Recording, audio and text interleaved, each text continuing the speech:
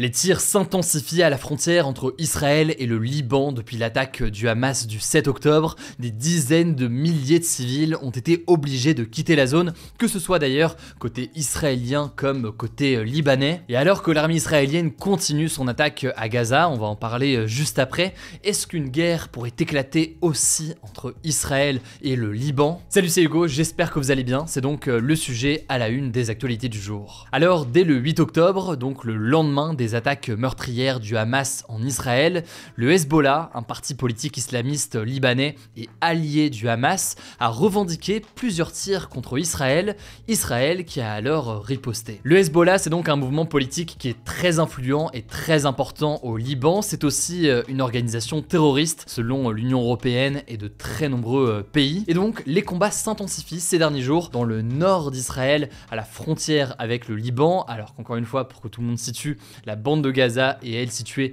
au sud d'Israël. Ce lundi encore, Israël a publié un communiqué disant que plusieurs échanges de tirs à la frontière entre Israël et le Liban avaient eu lieu, mais qu'il n'y avait lors de cette dernière attaque aucun blessé à signaler. Alors selon le gouvernement israélien, c'est plus de 1000 munitions qui ont été tirées sur Israël par le Hezbollah depuis le 7 octobre en provenance donc du Liban. Côté libanais, le journal Le Monde estime que le sud du pays subit régulièrement plus de 30 tirs israéliens par jour. Autrement dit, il y a donc des échanges de tirs des deux côtés. Et à cause de ces tirs, eh bien, les populations israéliennes et libanaises qui vivent proches de la frontière ont dû être évacuées. Côté libanais, c'est près de 29 000 personnes qui ont été déplacées selon l'ONU. Et côté israélien, le gouvernement israélien estime que c'est plus de 70 000 personnes qui ont été évacués et qui vivent désormais dans des hôtels du centre d'Israël. Et en l'occurrence, même si on en entend moins parler, eh bien ces tirs, ils ont fait de nombreux morts. Au moins 90 personnes ont été tuées dans le sud du Liban pour la plupart des combattants du Hezbollah. On compte aussi 11 civils, donc 11 habitants,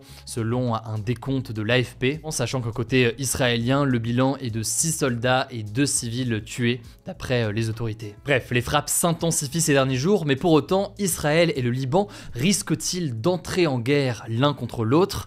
Eh bien, pour cela, il faut noter notamment un discours, le discours qui s'est tenu le 3 novembre de Hassan Nasrallah, le chef du Hezbollah, qui a tenu son premier discours en fait depuis l'attaque du 7 octobre. Lors de ce discours, il y a 2 semaines environ, il estimait que la perspective d'une guerre totale était réaliste. Il avait aussi en quelque sorte menacé Israël en disant, je cite, « Vous commettrez la pire erreur si vous tentez une offensive contre le Liban ». Bon, et quelques jours plus tard, le 11 novembre, il a à nouveau pris la parole, il a promis que le front entre Israël et le Liban resterait ouvert tant que l'opération israélienne à Gaza était en cours. Autrement dit donc, tant que l'armée israélienne est présente à Gaza, le Hezbollah promet de continuer des frappes. Il a également affirmé avoir renforcé des attaques en utilisant notamment des nouvelles armes. Et face à cela, le ministre de la Défense israélien a mis en garde justement le Hezbollah en déclarant, je cite, « Ce que nous pouvons faire à Gaza, nous pouvons aussi le faire à Beyrouth ». Beyrouth étant donc la capitale du Liban. C'est donc une menace évidemment extrêmement importante. Mais cela dit, une fois qu'on a dit tout ça,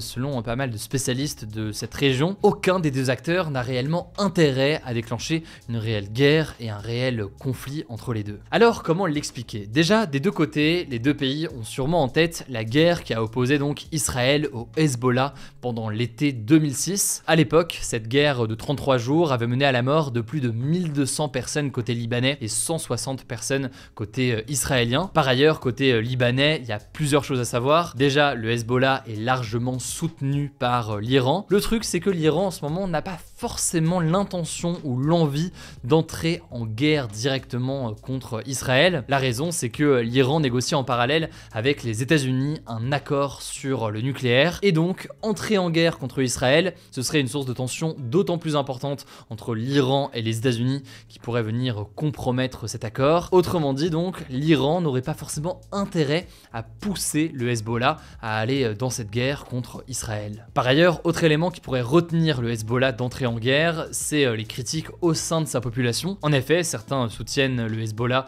dans ses frappes, mais d'autres estiment que le Liban fait déjà face à une crise importante, une crise économique notamment qui est extrêmement importante, et donc, selon une partie de la population, une guerre ne ferait qu'aggraver la situation pour les Libanais. Ça c'est donc côté libanais. Maintenant côté israélien, faut noter que si l'armée israélienne entre réellement en guerre entre guillemets contre le Liban, elle aurait du coup deux fronts à gérer, un au sud à Gaza et un au nord donc avec le Hezbollah. Il y a donc un débat en interne, y compris d'ailleurs au sein du gouvernement israélien. Certains ministres sont favorables tout de même à des frappes plus importantes, ce qui montre donc qu'il y a tout de même une forme d'hésitation de la part du gouvernement israélien aujourd'hui. Bon, ce qu'il faut noter quand même pour le contexte, c'est que le Hezbollah est visiblement davantage équipé que le Hamas. Les États-Unis estiment que l'Iran donne plusieurs centaines de millions de dollars par an au Hezbollah. Le Hezbollah dispose d'au moins 150 000 roquettes et missiles, dont certains donc fournis par l'Iran. Bref, le Hezbollah dispose donc de moyens techniques et humains assez importants. Ce qui veut donc dire donc qu'en cas de déclenchement de conflit, les dégâts pourraient être extrêmement importants des deux côtés. Bref, vous l'avez compris, tension importante et grandissante au fil des jours, et pour autant,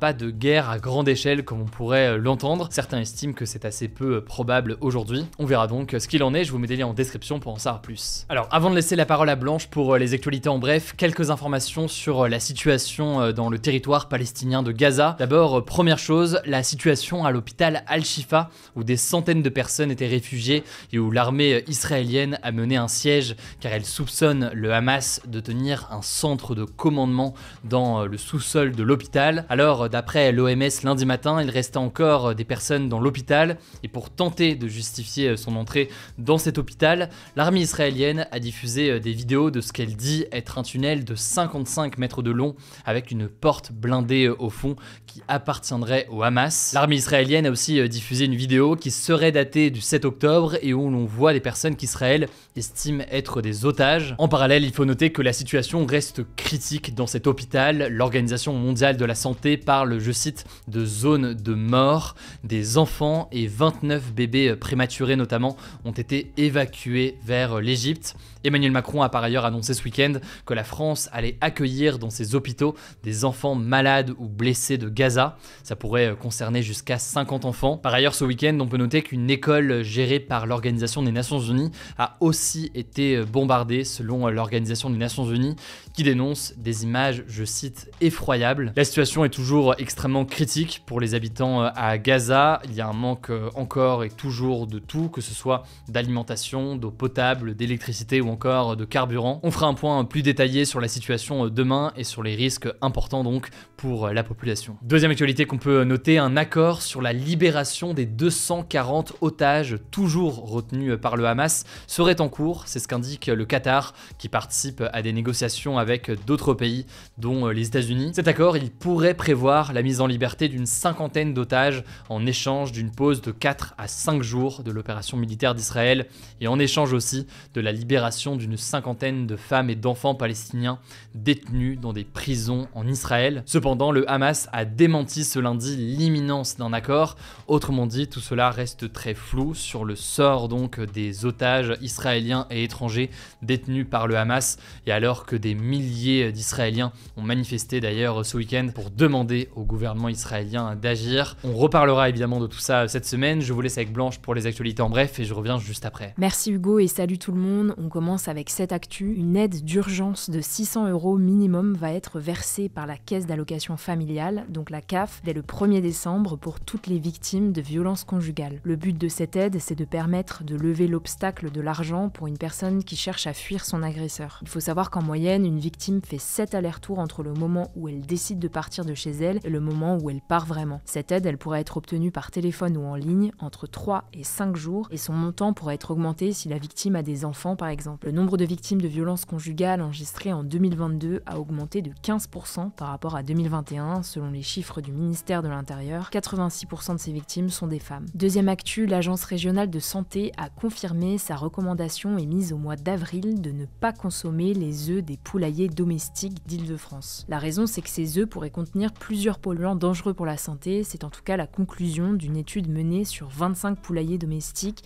situés dans 410 villes de région parisienne. En fait, dans ces poulaillers poulailler, l'élevage se fait généralement sur le sol nu et donc les poules vont consommer par exemple des vers et des larves. Et donc s'il y a de la pollution dans les sols, eh bien elles vont conserver des polluants dans leur organisme et les transférer dans leurs œufs. Alors attention, l'étude ne concerne pas tous les œufs d'Île-de-France. Vous pouvez toujours consommer des œufs, notamment les productions d'œufs commerciales, donc les élevages non domestiques. Troisième actu, toujours en France, dans le département de la Drôme, un adolescent de 16 ans a été tué au couteau dans la nuit de samedi à dimanche lors d'une fête de village. En fait, un bal était organisé dans une salle des fêtes, il y avait environ 350 personnes. Pendant la soirée, un groupe a fait irruption dans la salle, au moins 4 personnes ont été blessées. Selon les premiers éléments recueillis par la police, la venue des agresseurs était probablement préméditée et je cite, peut-être liée à un règlement de compte. En tout cas, une enquête a été ouverte pour homicide et tentative d'homicide en bande organisée. Personne n'a été interpellé pour le moment, on vous tiendra au courant. Quatrième actu, on va parler de l'Argentine qui a un nouveau président. Il s'agit de l'économiste ultralibéral Javier Milei, le candidat anti-système qui a été élu ce dimanche à 55,7% des voix. Il a donc battu son adversaire Sergio Massa, l'actuel ministre de l'économie argentin. Alors Javier Milei, il a promis des réformes rapides pour redresser l'économie de l'Argentine qui fait face à une crise économique très importante avec une inflation, donc une hausse générale des prix qui a atteint 143%. Il veut notamment couper dans les dépenses publiques, supprimer de nombreuses aides sociales, mais surtout fermer la banque centrale et abandonner le peso, qui est la monnaie de l'Argentine, pour le remplacer par le dollar américain. À noter qu'il est aussi connu pour ses positions climato-sceptiques, anti-avortement, et sa santé mentale inquiète également. Dans une interview, il a déclaré récemment entendre des petites voix à la télévision. Cinquième actu, près d'un an jour pour jour après le lancement du robot conversationnel ChatGPT, Sam Altman, le directeur général et cofondateur d'OpenAI, sa maison mère, a été licencié ce vendredi à la surprise générale. La raison évoquée par OpenAI, c'est que Sam Altman, je cite, n'avait pas toujours été franc dans ses communications avec le conseil d'administration, faisant entrave à sa capacité à remplir ses responsabilités. Suite à cette annonce, plusieurs responsables de l'entreprise ont annoncé leur démission, notamment le président du conseil d'administration, Greg Brockman. Finalement, on l'a appris ce lundi, Sam Altman a été embauché chez Microsoft, qui est un partenaire privilégié et un investisseur majeur dans OpenAI. Il dirigera une nouvelle équipe de recherche dans l'intelligence artificielle. En tout cas, l'histoire n'est pas prête de s'arrêter. Ce lundi après-midi, 505 des 700 employés d'OpenAI ont menacé de quitter l'entreprise et d'aller chez Microsoft si le conseil d'administration ne démissionne pas et ne fait pas revenir Sam Altman et Greg Brockman. On suivra ça. Sixième actu, à Rio de Janeiro au Brésil, une fan de la chanteuse américaine Taylor Swift est décédée pendant un de ses concerts à cause de la chaleur étouffante dans le stade. Cette affaire, elle fait beaucoup parler sur les réseaux sociaux ces dernières heures. Les fans présents sur place assurent que la sécurité refusait les bouteilles d'eau malgré les 42 degrés dehors et les 60 degrés ressentis à l'intérieur du stade. La sécurité aurait également refusé d'ouvrir le toit du stade. Selon le journal brésilien Globo, la fan en question, Ana Clara, a fait un premier arrêt cardiaque et a perdu connaissance pendant le concert, puis elle a été victime d'un deuxième arrêt cardiaque à l'hôpital où elle est décédée. De son côté, Taylor Swift s'est dit dévastée et a décidé de reporter son deuxième concert au Brésil qui avait lieu le lendemain. Elle a expliqué sur Instagram que, je cite, « La sécurité et le bien-être de mes fans, des autres artistes et des techniciens doit toujours être prioritaire. » Dernière actu, un chapeau mythique de l'empereur français Napoléon